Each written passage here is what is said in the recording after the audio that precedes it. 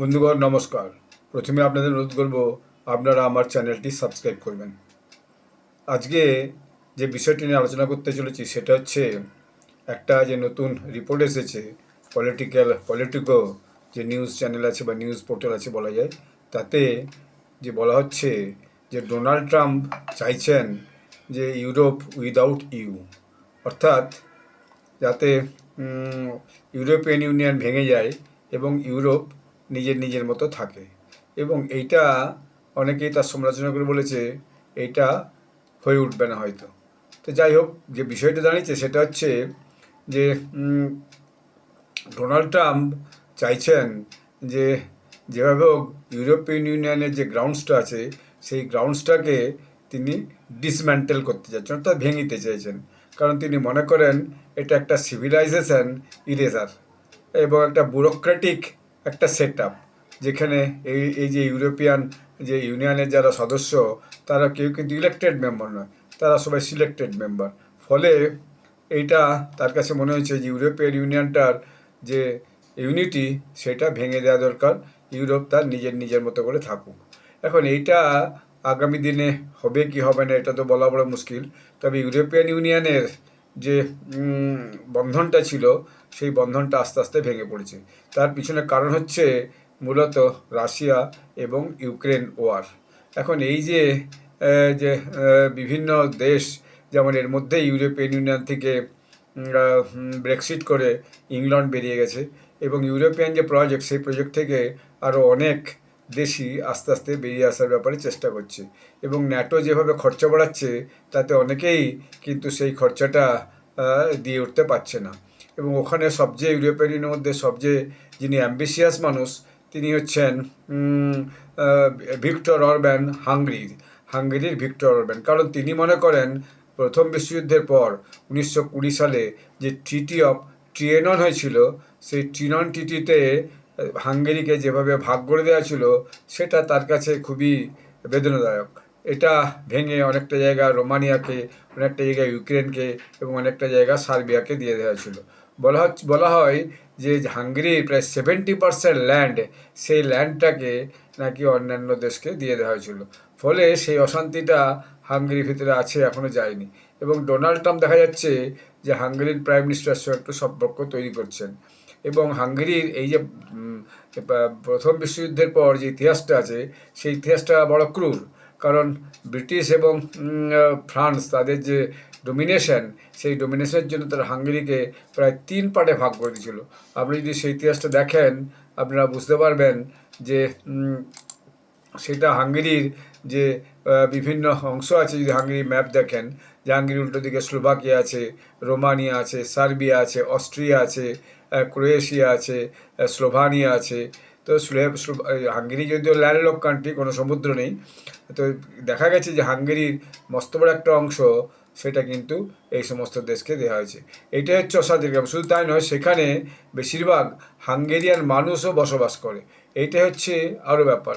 আপনি যদি ম্যাপ দেখেন যেভাবে হাঙ্গেরিকে ভাগ করা হয়েছিল সেটা কিন্তু খুবই মানে বলা যায় তার দেশকে খণ্ড বিখণ্ড করে দেওয়ার মতো অবস্থা হয়েছিল। এবং প্রচুর হাঙ্গেরিয়ান মানুষ সেখানে কিন্তু থাকে, ওই সমস্ত জায়গায় যেখানে যে অংশটাকে ভেঙে দিয়ে ওই সার্বিয়া, রোমানিয়া এবং স্লোভাকিয়া, এমনকি ইউক্রেনকেও দেওয়া হয়েছে। তো সেইগুলো এখন হাঙ্গেরি অরিজিনালি ফেরত পেতে চায়। তার চারদিকেই আছে এগুলো দেশগুলো, স্লোভাকিয়া আছে, অস্ট্রিয়া আছে, রোমানিয়া আছে। যেমন অস্ট্রিয়ার যে ভিয়েনা, বলা হয় ভিয়েনা নাকি তার যে সভ্যতা, তার যে সংস্কৃতি সেটা ম্যাক্সিমাম নাকি হাঙ্গেরিরই। সেখানে হচ্ছে কি যে সেখানে হচ্ছে বেশিরভাগ যে ফুটপ্রিন্ট, সেই ফুটপ্রিন্টস কিন্তু এখনও পর্যন্ত দেখা যায়। তো ফলে এবং ভিয়েনা হাঙ্গেরি বর্ডার থেকে খুব বেশি দূরেও নয়। তো ফলে এইটা আগামী দিনে ইউরোপিয়ান ইউনিয়নের একটা অশান্তির কারণ হয়ে দাঁড়াতে পারে। আমি এটা রিসার্চ করে পড়ছিলাম যে Hungarian politics in the shadow of Trianon. তো ট্রিয়েননের যে ট্রিটি হয়েছিল সেই ট্রিটিতে এই যে হাঙ্গেরি বিরোধী পক্ষে ছিল, ফ্রান্স, ইংল্যান্ড এরা এক পক্ষে ছিল।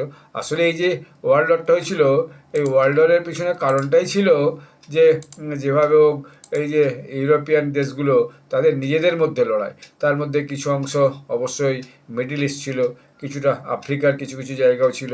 তো ফলে সেখানে যে লড়াইটা হয় সেটা মূলত ইউরোপিয়ান ইউনিয়নের দেশগুলোর মধ্যে হয়। এখন হাঙ্গেরির যে প্রধানমন্ত্রী ভিক্টর অরবান, তিনি কিন্তু খুবই দূরদর্শী লোক। তিনি এর মধ্যে যে ওই সমস্ত জায়গায় যে হাঙ্গেরিয়ান যে মানুষজন আছে তাদেরকে তিনি বিভিন্নভাবে এড সাহায্য করছেন, সেখানে ক্লাব কিনছেন এবং সেখানে আরও বিভিন্নভাবে তিনি হচ্ছে কি যে কিন্তু নিজের ফুটপ্রিন্টকে বাড়ানোর চেষ্টা করছেন, নিজের নেবারহুড সেখানে তার পজিশনটা বাড়াচ্ছেন। এবং ইসরায়েলের মতো তিনিও চাইছেন যে হাঙ্গেরির মানুষজন হাঙ্গেরিতে ফিরে আসুক এবং হাঙ্গেরিতে এসে তারা হাঙ্গেরির যে মূল স্রোত সেই স্রোতটার মধ্যে ফিরে আসুক।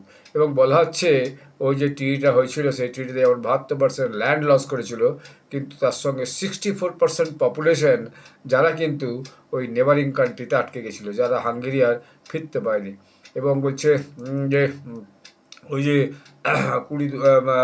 1820 থেকে যে আজ পর্যন্ত যে প্রায় 100 বছর পেরিয়ে গেছে, কিন্তু 100 বছরে এখন কিছু করা হয়নি। তো হাঙ্গেরির প্রধানমন্ত্রী কিছুদিন আগে একটা বক্তৃতা দিচ্ছেন এবং সেই বক্তৃতা তিনি পরিষ্কার বলছেন যেভাবে আমাদের বর্ডারকে কেটে অন্য দেশকে দেওয়া হয়েছে সেটা কোনোভাবেই মেনে নেওয়া যায় না, কারণ এটা আমাদের কাছে একটা ট্রিয়ানন ট্রিটিটা আমাদের কাছে ট্রমা।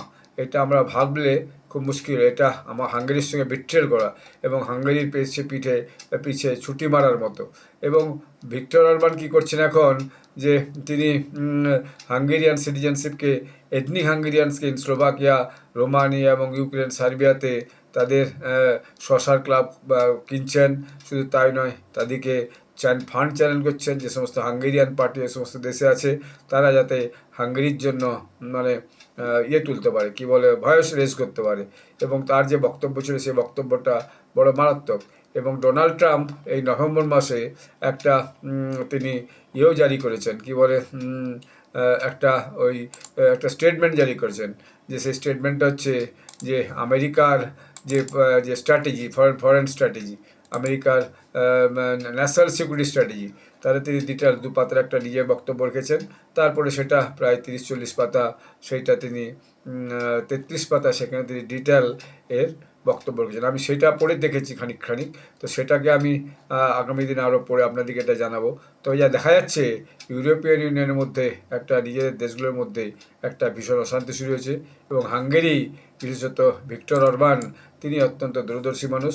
তিনি চাইছেন হাঙ্গেরির যে পুরনো সত্তা, সেই পুরনো সত্তা তাকে ফিরিয়ে দেওয়া হোক। অর্থাৎ পুরনো সত্তা মানে ওয়ার্ল্ড ওয়ার 1-এর আগে হাঙ্গেরির যে ল্যান্ড ছিল, মানুষ ছিল যারা এখন ওখানে থেকে গেছে, রোমানিয়া, অস্ট্রিয়া, সার্বিয়া এসব জায়গায়, সেই অংশটা তাকে দেওয়া হোক এবং সেই মানুষজনকে হাঙ্গেরির সঙ্গে যুক্ত হতে সুযোগ দেওয়া হোক। তো এটা আগামী দিনে কী দাঁড়ায় বলা মুশকিল। এখন ইউরোপিয়ান ইউনিয়নকে যদি ডোনাল্ড ট্রাম্প ভেঙে দেন বা ভেঙে দেওয়ার চেষ্টা করেন বা ভেঙে ফেলতে পারেন, তাহলে কিন্তু বলা যাবে যে হাঙ্গেরি কিন্তু আগামী দিনে চুপ করে বসে থাকবে না। এখন এটা আগামী দিনে কি হয় দেখা যাক, সেটা আগামী দিনেই হচ্ছে যে বোঝা যাবে যে হাঙ্গেরির যে পুরাতন আশা, সেই আশাটা পূরণ হচ্ছে কিনা বা ইউরোপিয়ান ইউনিয়ন ভেঙে দিল কিনা।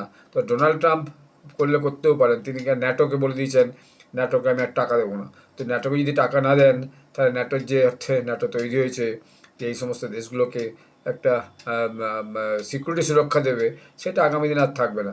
আর ইউক্রেন রাশিয়া যুদ্ধের পর ইউরোপিয়ান ইউনিয়নের দেশগুলো তারা ভীষণভাবে ক্ষতিগ্রস্ত হয়েছে। আগামী দিন আর্থিকভাবেও তারা দুর্বল হয়ে গেছে এবং দুর্বলতা থেকে কাটিয়ে উঠতে তাদের অনেক সময় লাগবে।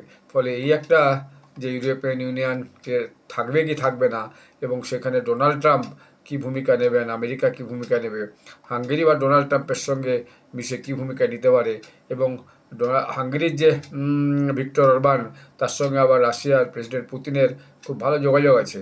ফলে তিনি আবার রাশিয়ার প্রেসিডেন্টের কাছে এই ব্যাপারে কিছু সাহায্য পান কি না।